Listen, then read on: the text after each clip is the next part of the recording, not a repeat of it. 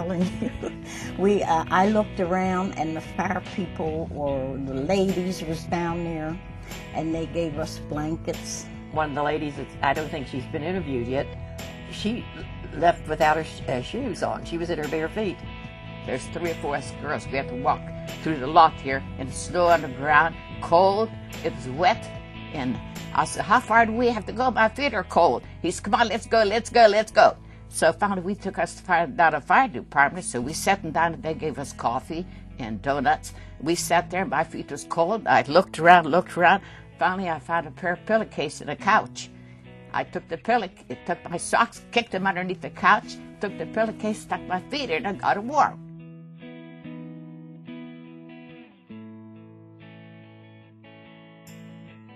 They did everything right. From their persistence in drilling and training, the management of that building, holding fire drills on a regular basis. Those people knew exactly what to do when that fire alarm sounded. That's probably what saved everyone's life that night.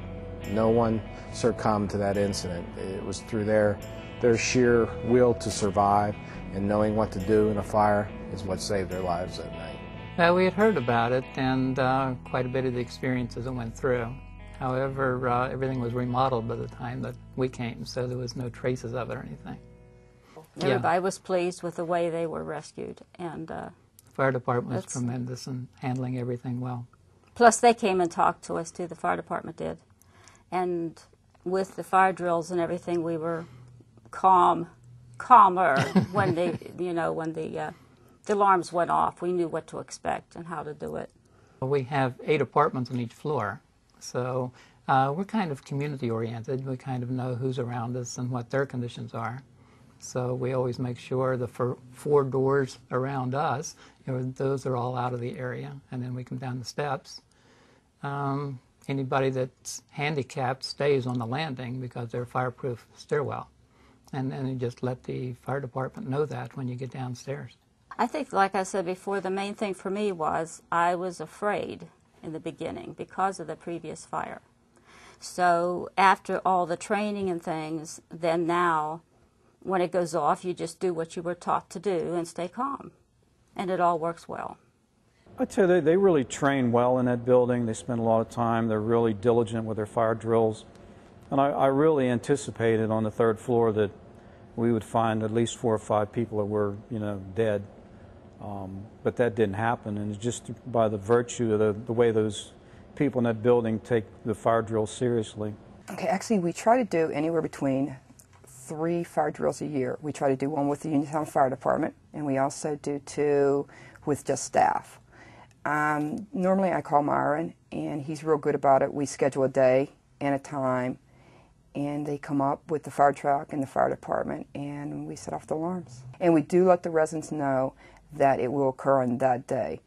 We are now trying to implement a fire drill where they're just going to be impromptu, so that nobody really knows when, because you don't know when a fire is going to happen.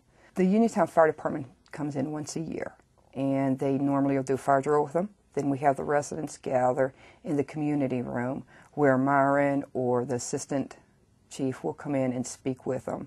And then if the residents have any questions, Myron and the assistant chief are very good about answering them, and they just explain everything about being in the stairwells. They go through everything with them. So everybody seems like they're well prepared. When they come, they tell us to come out the nearest one on our side of the building, which we do, and we come down into the hallway out back. And we've never had to go out because it wasn't the fire then, And we don't ride the elevator. They said, do not lock your door. If there's a fire in your apartment, don't worry. We just want you to get out and get to safety. We can always replace things in an apartment, but we cannot replace a resident. It's our job to teach the people living in these type of facilities and buildings to be able to survive when it does happen, to increase their chance of survival.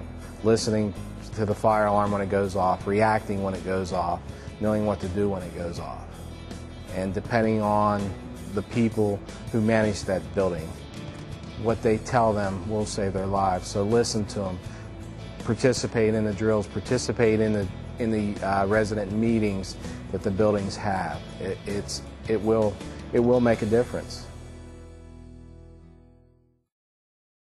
Remember these essential tips utilized by residents of the Heritage Apartment high-rise building to ensure your own safety in case of fire. Be familiar with your evacuation plan and route. Have your escape planned in advance according to your abilities. Always take a fire alarm seriously. Alert others on your floor. If you have concern that someone has not escaped, communicate this to emergency personnel. Evacuate immediately through your closest emergency exit. Do not attempt to use the elevator. If you are unable to evacuate your residence, call 911 to report your location. Block any openings to the room you are in with wet towels or clothing. Most importantly, do not hesitate when you hear a fire alarm. Immediate reaction can save your life.